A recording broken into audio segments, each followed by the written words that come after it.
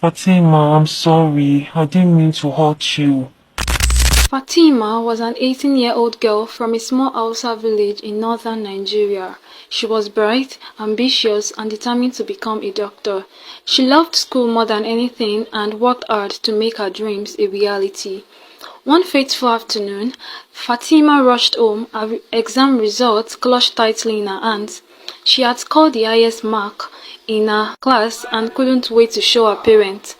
Mama, Baba, I passed. I got the highest score, she beamed, her eyes filled with excitement. But instead of joy, her mother only sighed. Her father barely looked at her in the eye. Something felt off. Later that evening, she overheard them whispering. Alhaji Suleiman has agreed he will bring the bride price tomorrow. Fatima had stopped. Bride price? She stomped into the room, her voice shaking. Baba, what does that mean? Her father's gaze was cold. It means you are getting married. Fatima fell on her knees, begging, Please, Baba, I don't want to get married. I want to finish school. I want to become a doctor. Her father's voice was firm. A woman's place is in her husband's house, not in a school. Her pleas fell on deaf ears. That night, Fatima cried herself to sleep, clutching her exam results, knowing her dreams had just been burnt to ashes. The next morning, she woke up to the sound of crackling flames. She ran outside and saw her books burning in a fire. Her father stood there watching. You will not need this anymore, he said. Days later, the wedding took place. The village cheered as Fatima, dressed in gold and heavy jewelry, was handed over to Alhaji Suleiman, a man old enough to be her grandfather. Her new home felt like a prison. The first night, Suleiman forced himself on her. Fatima, I'm sorry. I didn't mean to hurt you. The pain, the fear, the humiliation, it became a new reality. Night after night, it never stopped. She was no longer allowed to leave the house. She had no books, no education, no friends, no dreams, only pain.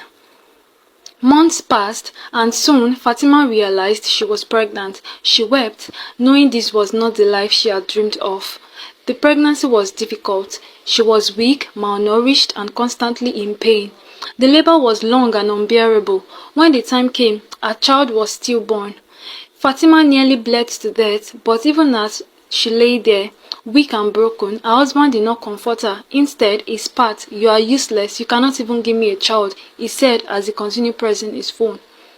Then a terrible sickness began. A foul smell clung to Fatima. Her body leaked uncontrollably. The village women whispered. Her husband covered his nose when he was near her. One night, Suleiman packed her belongings and threw her out. Fatima's parents refused to take her back. The village treated her like a curse. She had nowhere to go. Weak, hungry, and broken, she wandered the street. People turned away from her. Then she collapsed. When she woke up, she was in a hospital bed. A kind woman stood beside her, Dr. Rama, a fistula specialist. You are safe now, the doctor said softly. Fatima learned she had obstetric fistula, a condition caused by a traumatic labor. It left her incontinent, and that was why she smelled so bad. Dr. Rama performed surgery on her. For the first time in years, Fatima felt hope. But healing wasn't enough. She wanted justice. She fought her way back to school. It wasn't easy. People mocked her. The girl who was thrown away wants to study, they sneered. But Fatima ignored them. She studied harder than ever. She earned a scholarship to medical school. Years passed, and Fatima became the best surgeon in the country. She built hospitals for women suffering like she once did. Then one day, the past came knocking.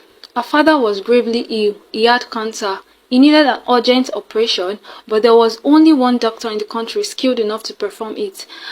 Her mother was referred by a doctor to the best surgeon in the country, Dr. Fatima Suleiman. When her mother entered the hospital and saw her, she was surprised. She wept bitterly. Fatima, please forgive us, she begged.